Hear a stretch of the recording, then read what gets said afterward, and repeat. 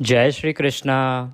आप सभी को उत्पन्ना एकादशी, उत्पत्ति एकादशी, मार्गशीर्ष कृष्ण पक्ष एकादशी की ढेरों शुभकामनाएं। प्रिय दर्शकों, आज उत्पन्ना एकादशी का दिन है।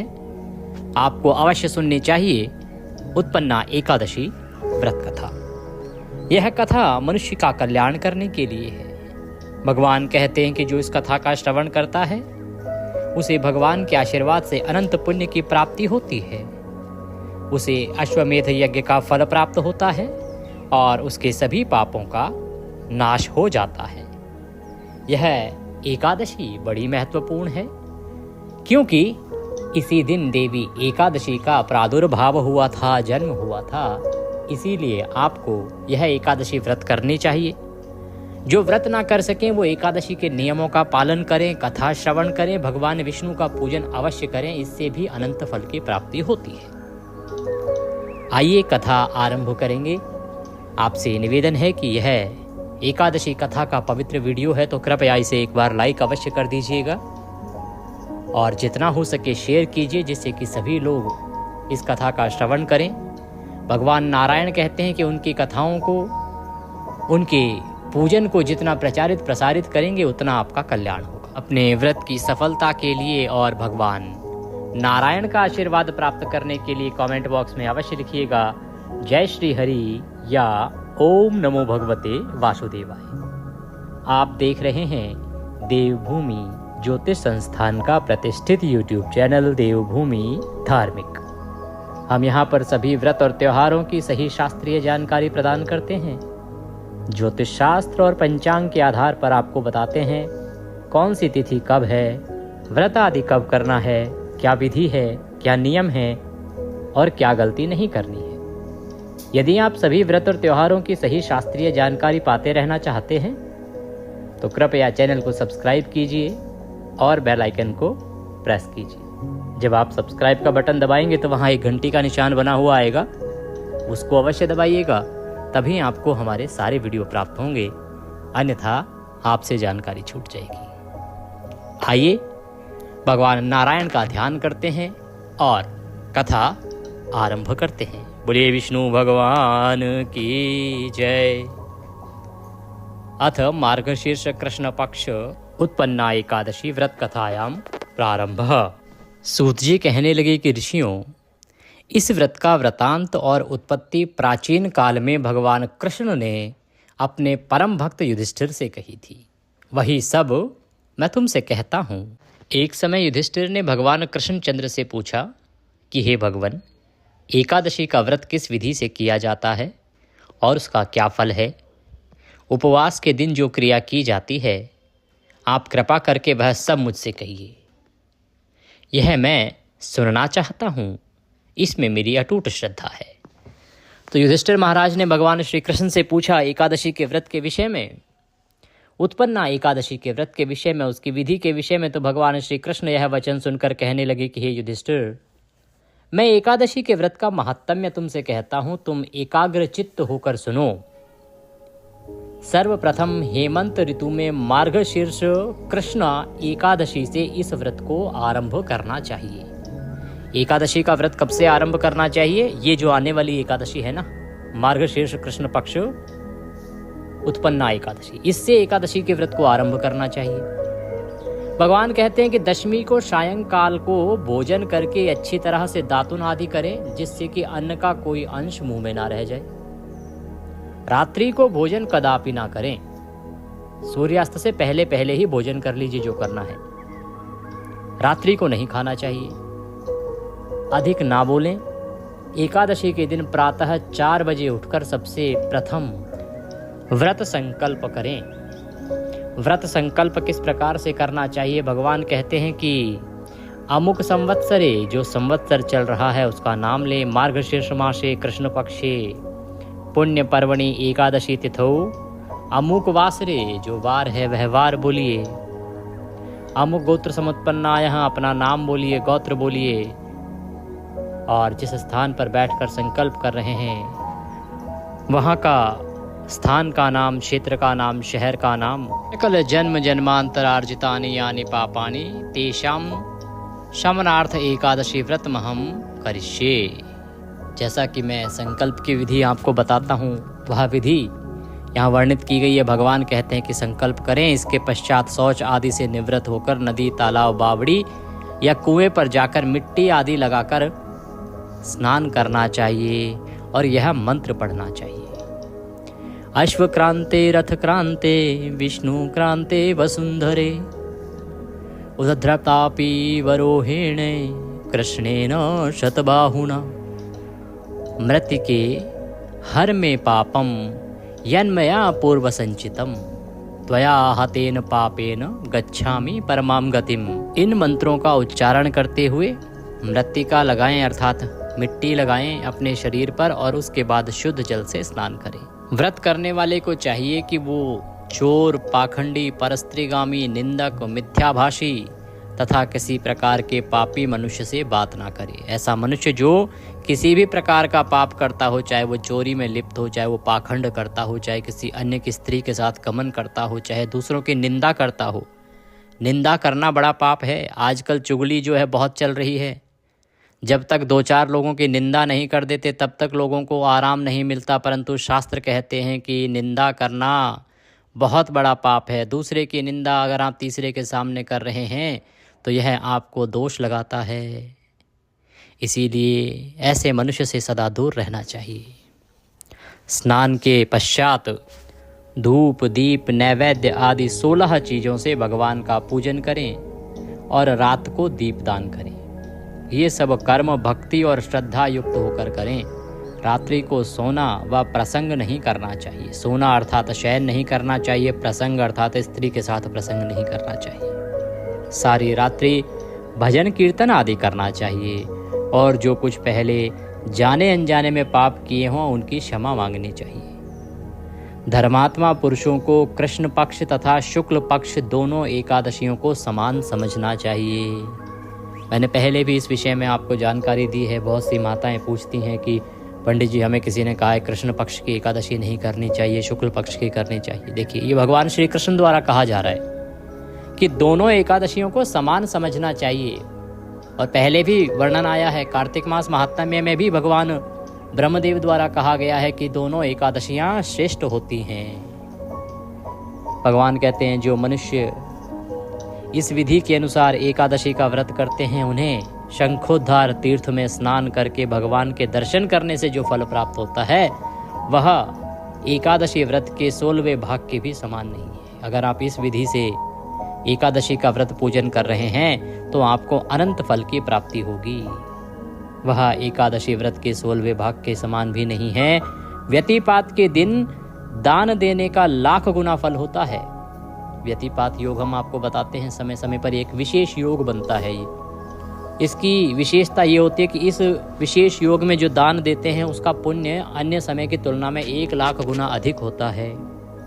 संक्रांति से 4,00,000 गुना तथा सूर्य ग्रहण में स्नान दान करने से जो फल प्राप्त होता है वही पुण्य एकादशी के दिन व्रत करने से प्राप्त होता है। तो ये इतने बड़े बड़े कर्म करने से जो फल मिलता है वह फल मात्र एकादशी का एक व्रत करने मात्र से प्राप्त हो जाता है। अश्वमेध यज्ञ के करने से 100 गुना तथा 1,00,000 तपस्वियों को 60 वर्ष तक भोजन कराने से 10 गुना और ब्राह्मणों अथवा 100 ब्रह्मचारियों को भोजन कराने से 1000 गुना पुण्य भूमि दान करने से होता है। उससे 1000 गुना पुण्य कन्यादान का होता है और उससे 10 गुना पुण्य विद्यादान करने से होता है। विद्यादान से 10 गुना पुण्य भूखे को भोजन कराने से होता है। अन्नदान के समान इस संसार में कोई ऐसा कार्य नहीं जिससे देवता और पितृ दोनों तृप्त होते हों, परंतु एकादशी के व्रत का पुण्य सबसे अधिक है।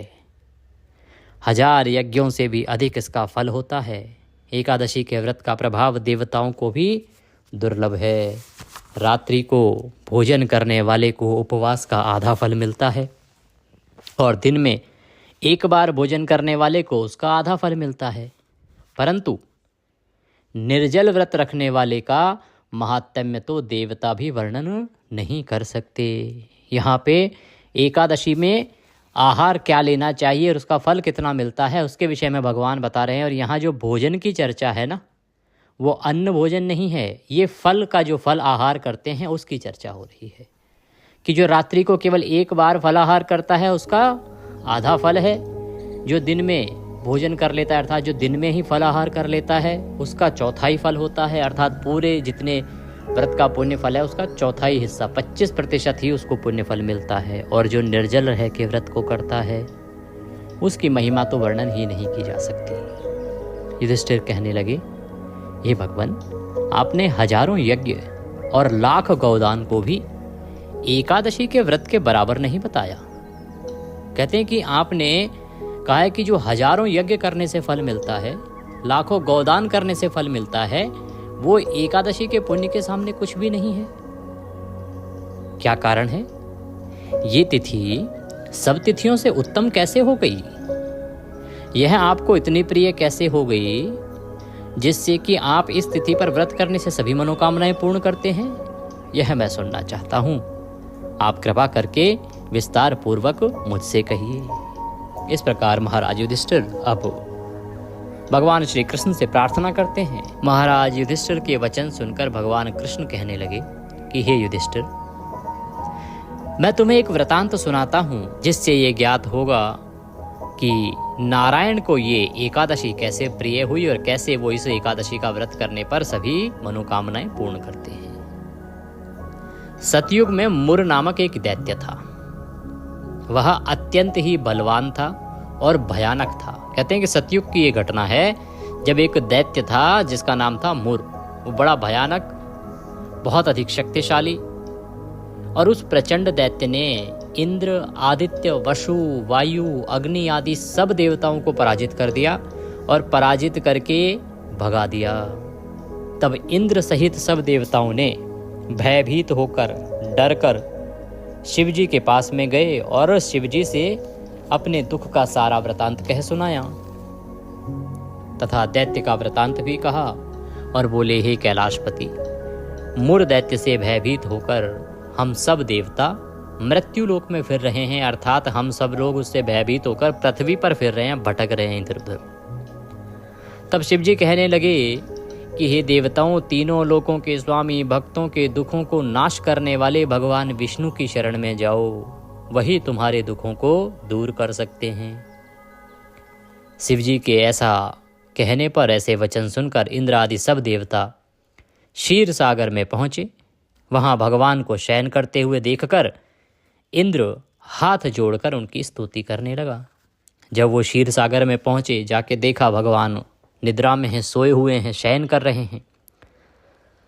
तो इंद्रदेव जो हैं वो दोनों हाथ जोड़कर भगवान की स्तुति करने लगे और कहने लगे, हे देवताओं द्वारा स्तुति करने योग्य प्रभु, आपको बारंबार नमस्कार है।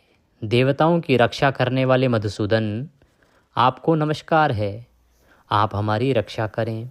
दैत्यों से भयभीत होकर हम सब देवता आपकी शरण में आए हैं। आप इस संसार के कर्ता, माता पिता, उत्पत्ति तथा पालनकर्ता और संहार करने वाले हैं। सबको शांति प्रदान करने वाले हैं। आकाश और पाताल भी आप ही हैं। सबके पितामह ब्रह्मा, सूर्य, चंद्र, अग्नि, सामग्री, होम, आहुति, मंत्र, तंत्र, जप, यजमान, यज्ञ, कर्म, कर्ता, भोक्ता भी आप ही हैं। आप सर्वव्यापक हैं। आपके सिवा तीनों लोकों में चर तथा अचर कुछ भी नहीं है। हे भगवान, दैत्यों ने हमको जीतकर स्वर्ग से निकाल दिया है और हम सब इधर उधर भागे भागे फिर रहे हैं। आप उन दैत्यों से हम सब की रक्षा करें।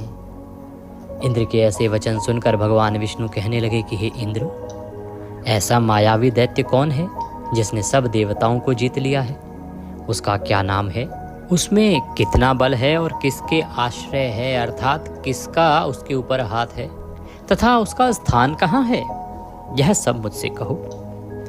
भगवान के ऐसे वचन सुनकर इंद्र बोले, भगवान, प्राचीन समय में चंद्रावती नगरी में नाड़ी जंघ नाम का एक राक्षस था।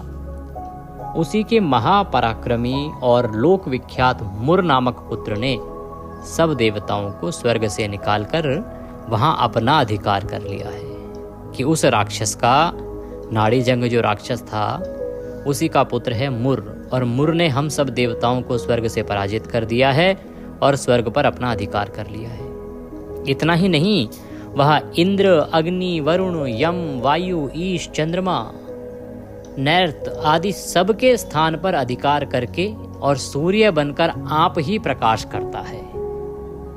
कहते हैं कि उस राक्षस ने ये सारे जो देवताओं के अधिकार हैं उन सबको भी छीन लिया है और स्वयं ही उनका उपभोग कर रहा है। खुद ही इंद्र है, उन्हें अपने अलग से अग्निदेव बना दिया। वरुण के अधिकार भी स्वयं ही उपभोग कर रहा है।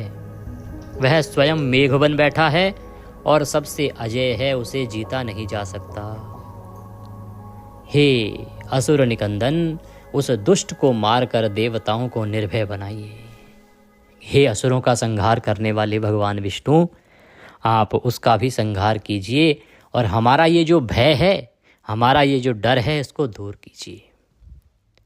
इस प्रकार से देवराज इंद्र हाथ जोड़ के भगवान से स्तुति और अनुनय विनय निवेदन करने लगे। इंद्र के ऐसे वचन सुनकर भगवान कहने लगे कि हे देवताओं, मैं शीघ्र ही तुम्हारे शत्रु का संहार करूंगा। तुम चंद्रावती नगरी को जाओ। इस प्रकार कहकर भगवान सहित सब देवताओं ने चंद्रावती नगरी की ओर प्रस्थान किया। उस समय दैत्यपति मुर दैत्य सेना को साथ में लेकर युद्ध भूमि में गरज रहा था। जैसे ही मुर को पता लगा कि सभी देवता आ रहे हैं युद्ध करने, तो वह भी युद्ध भूमि में आ गया। उस बलवान असुर की गर्जना सुनकर सब देवता भय के मारे चारों दिशाओं में भागने लगे।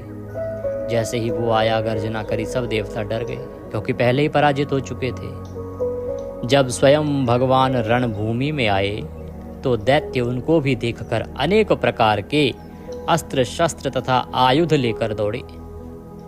भगवान ने उनको आता देखकर सर्प के समान अपने बाणों से उनके शरीरों को बींध डाला।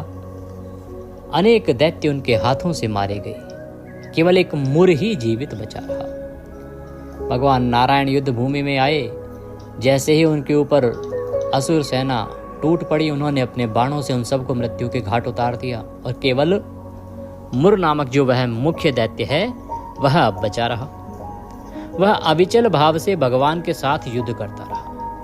भगवान जो भी तीक्ष्ण बाण उसके शरीर पर मारते, वह उसके लिए पुष्पों के समान हो जाता। भगवान के तीखे से तीखे जो वार थे वो भी कुछ असर नहीं कर पा रहे थे। शस्त्रों के प्रहार से उसका शरीर छिन्न भिन्न हो गया, परंतु वह फिर भी युद्ध करता ही रहा। अब वे आपस में मल्ल युद्ध करने लगे। सब धनुष बाण तीर समाप्त हुए तो मल्ल युद्ध, शारीरिक युद्ध करने लगे और 10,000 वर्ष तक उनका मल्ल युद्ध होता रहा, परंतु वह दैत्य भगवान से पराजित नहीं हुआ। सोचिए, 10,000 वर्ष तक भगवान का मल्ल युद्ध रहा उसके साथ और वो हारा नहीं। तब भगवान विष्णु युद्ध से थककर बद्रिक आश्रम को चले गए और वहाँ पर हेमवती नाम की एक सुंदर गुफा थी, उसमें विश्राम करने के लिए उसके अंदर प्रवेश कर गए। ये जो गुफा थी ये 12 योजन लंबी थी और उसका एक ही द्वार था। विष्णु भगवान वहाँ जाकर सो गए। वह दैत्य भी उनको ढूंढता हुआ उसी गुफा में आया और उनको सोया हुआ देखा और सोया हुआ देखकर उनको मारने के लिए उद्यत हुआ। वह अभी मारने का प्रयत्न कर ही रहा था कि भगवान विष्णु के शरीर से एक अत्यंत प्रभावशाली सुंदर कन्या अस्त्र शस्त्र धारण किए हुए उत्पन्न हुई और दैत्य के सामने आकर युद्ध करने लगी। जैसे ही वो भगवान विष्णु को मारने के लिए उद्यत हुआ, आगे बढ़ा, भगवान के शरीर से एक कन्या का प्रादुर्भाव हुआ जिसे देवी एकादशी कहते हैं। बोलिए एकादशी मात की जय। कैसे उसका प्रादुर्भाव हुआ और कैसे नाम पड़ा, ये कथा में आगे वर्णन आएगा। तो उस कन्या के हाथों में अस्त्र शस्त्र थे। बड़ी ही तेजस्वी वह कन्या थी और वो कन्या उस राक्षस के साथ युद्ध करने लगी। वह दैत्य उस बलवान कन्या को देखकर आश्चर्यचकित होकर उसके साथ युद्ध करने लगा। उस कन्या के ऐसे भयानक पराक्रम को देखकर दैत्य विचारने लगा कि इस कन्या को किसने बनाया है जो ऐसा भयानक युद्ध कर रही है। वह ऐसा विचार कर ही रहा था कि उस महादेवी ने उस बलवान दैत्य के रथ को चूर चूर कर दिया। तथा उसके अस्त्र शस्त्रों को काटकर टुकड़े टुकड़े कर दिए। तब वह दैत्य महान क्रोध करके मल्ल युद्ध करने लगा, परंतु देवी ने उसको धक्का मारकर मूर्छित कर दिया। जब वह दैत्य मूर्छा से जागा तो उस देवी ने उसका सिर काट डाला। इस प्रकार वह दैत्य तो पृथ्वी पर गिर पड़ा और मृत्यु को प्राप्त हुआ, और बाकी जो दैत्य बचे थे वो डर के मारे पाताल लोक को भाग गए। जब भगवान विष्णु की निद्रा टूटी तो उन्होंने मुर दैत्य के कटे सिर व दोनों हाथ जोड़कर खड़ी हुई एक कन्या को देखा। एक कन्या को देखा जो दोनों हाथ जोड़ के खड़ी है और वहां पर मुर नामक दैत्य का कटा हुआ सर पड़ा है। तब भगवान उस कन्या को देख के उससे पूछने लगे कि हे देवी, जिस दैत्य से इंद्र आदि सब देवता भयभीत होकर स्वर्ग से भाग गए थे, जो मुझसे 10,000 वर्षों से युद्ध कर रहा था, उसको किसने मारा है? कौन इतना पराक्रमी है जिसने देवताओं पर यह उपकार किया है? वह कन्या कहने लगी कि भगवान, जब आप निद्रा में थे तो यह दैत्य आपको मारने के लिए उद्यत हुआ था। उस समय आपकी योग माया द्वारा आपके शरीर से उत्पन्न होकर मैंने इस दैत्य को मार दिया है। यह सुनकर भगवान कहने लगे, देवी, तुमने देवताओं के भय को दूर करके बड़ा भारी कार्य किया है। ये तुम्हारा सभी देवताओं पर उपकार है, अतः तुम अपनी इच्छा अनुसार वर मांगो, जो मांगोगी वह मिलेगा।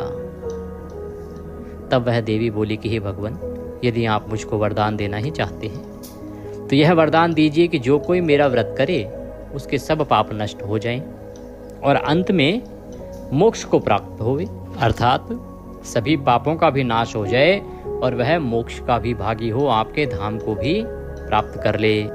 जो इस व्रत का पुण्य है उसका आधा रात्रि को भोजन करने वाले को मिले, और जो एक बार भोजन करे उसको भी उसका आधा फल प्राप्त हो। जो मनुष्य भक्ति पूर्वक मेरे व्रत में एक बार भी भोजन ना करे उसको धर्म, धन और मुक्ति प्राप्त हो। भगवान कहने लगे, हे कल्याणी, क्योंकि आज 11वां दिन है, एकादशा दिन है, इसीलिए तुम्हारा नाम एकादशी होगा, और तुमने जो वर मुझसे मांगे हैं, जो तुम चाहती हो, वह सब तुम्हें प्राप्त होंगे, ऐसा ही होगा। मेरे और तुम्हारे भक्त एक ही होंगे और वे अंत में मोक्ष को प्राप्त करके मेरे लोक को जाएंगे। जो विधि विधान से एकादशी का व्रत करेंगे, कथा सुनेंगे, मेरा पूजन करेंगे, उनको निश्चय ही मैं मोक्ष दूंगा और मेरी कृपा प्राप्त होगी। और क्योंकि ये मार्गशीर्ष मास कृष्ण पक्ष का 11वां दिन है, इसे हम एकादशी कहते हैं, इसीलिए तुम्हारा नाम आज से एकादशी ही होगा। तुम मुझे सब तिथियों से प्रिय होगी और इस कारण तुम्हारे व्रत का फल सब तीर्थों से अधिक फल देने वाला होगा। तुम्हारा व्रत सभी कल्याणों को प्राप्त करने वाला होगा। ऐसा कहकर भगवान विष्णु वहां से अंतर ध्यान हो गए। कृष्ण कहते हैं कि प्रभु के उत्तम वचनों को सुनकर एकादशी अत्यंत प्रसन्न हुई। भगवान श्री कृष्ण कहते हैं कि हे युधिष्ठिर, सब तीर्थों के फल से एकादशी का फल सर्वश्रेष्ठ है। एकादशी व्रत करने वाले को मैं मोक्ष पद देता हूँ, उसके शत्रुओं का नाश एवं समस्त विघ्नों को नष्ट करता हूँ। यह मैंने तुमको एकादशी की उत्पत्ति का सब वृतांत बतलाया है। एकादशी पापों को नष्ट करने वाली तथा सिद्धि देने वाली है। उत्तम पुरुषों को दोनों पक्ष की एकादशियों को समान ही मानना चाहिए, कोई भेदभाव नहीं समझना चाहिए। जो मनुष्य इस एकादशी के महात्म्य को पढ़ता है अथवा सुनता है अथवा सुनाता है, उसको अश्वमेध यज्ञ का फल प्राप्त होता है और वह करोड़ों वर्षों तक विष्णु के लोक में वास करता है, वहां भी उसका पूजन होता है। जो मनुष्य एकादशी महात्म्य के चौथे भाग को पढ़ता है उसके भी अनेक पाप नष्ट हो जाते हैं। विष्णु धर्म के बराबर दूसरा कोई धर्म नहीं है और एकादशी व्रत के समान दूसरा कोई व्रत नहीं है। इति उत्पत्ति एकादशी व्रत कथायां संपूर्णः। बोलिए कृष्ण भगवान की जय। इसी के साथ यह मार्गशीर्ष कृष्ण पक्ष एकादशी की कथा यहाँ समाप्त होती है।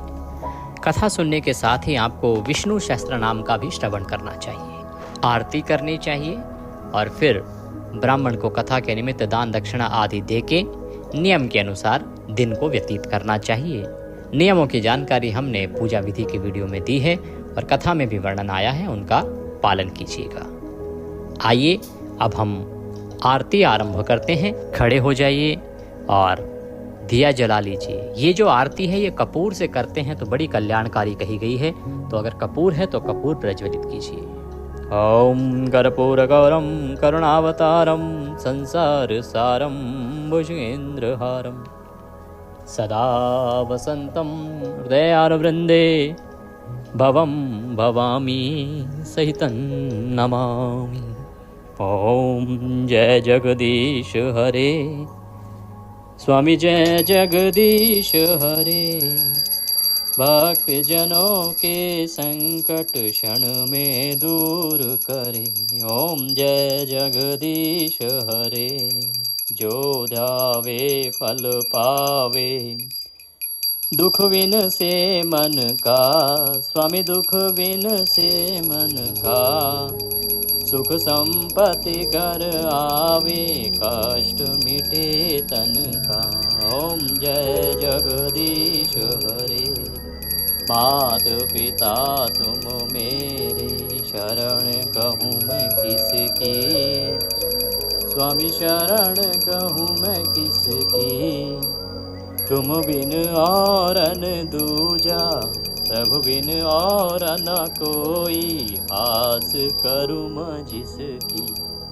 ओम जय जगदीश हरे। तुम पूर्ण परमात्मा तुम अंतर्यामी। स्वामी तुम अंतर्यामी। पार ब्रह्म परमेश्वर तुम सबके स्वामी। ओम जय जगदीश हरे। तुम करुणा के सागर तुम पालन करता। स्वामी तुम पालन करता। मैं मूर्ख खल कामी कृपा करो भरता। ओम जय जगदीश हरे। तुम हो एक अगोचर सबके प्राणपति। स्वामी सबके प्राणपति। किस विध में लो दया में कैसे आऊं शरण में। तुमको मैं कुमति। ओम जय जगदीश हरे। दीन बंधु दुख हरता ठाकुर तुम मेरे। स्वामी रक्षक तुम मेरे।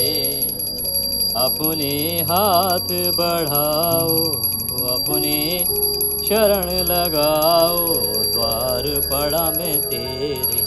ओम जय जगदीश हरे।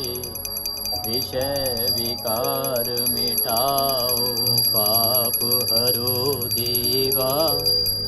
स्वामी कष्ट हरो देवा।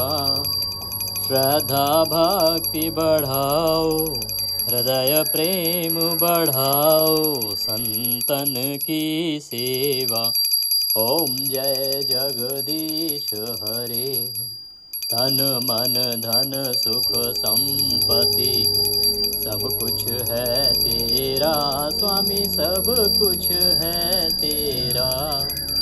तेरा तुझको अर्पण प्रभु जी को अर्पण क्या लागे मेरा। ओम जय जगदीश हरे। पूर्ण ब्रह्म जी की आरती जो कोई जन गावे। स्वामी प्रेम सहित गावे प्रभु सुबह शाम गावे।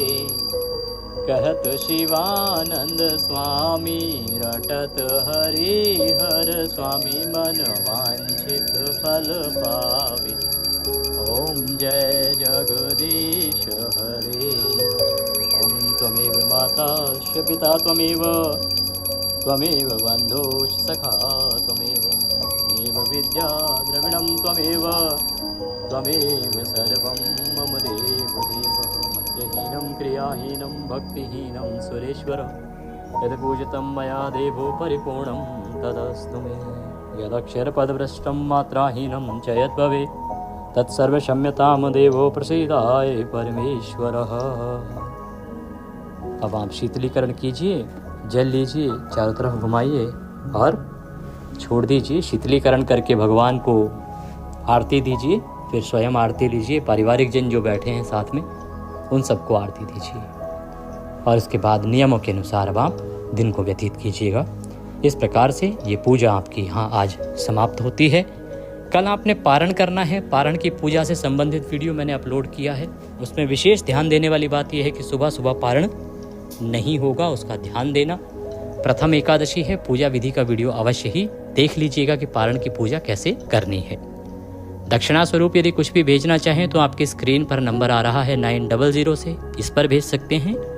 ये जो साथ में QR कोड आ रहा है उसको स्कैन करके सीधा हमारे बैंक खाते में भी भेज सकते हैं। कई बार नंबर पर पेमेंट अटक जाती है, नहीं हो पाती है, तो आप QR कोड स्कैन करके सरलता से भेज सकते हैं। कुछ और पूछना चाहें, कहना चाहें, कमेंट बॉक्स में लिख के पूछ सकते हैं। भगवान नारायण सब पर कृपा करें। जो भी हमारे दर्शक हैं किसी भी देश से हैं, आप व्हाट्सएप के माध्यम से हमसे संपर्क साधेंगे तो आपको आसानी होगी अपने प्रश्नों के उत्तर प्राप्त करने में। हरे कृष्ण।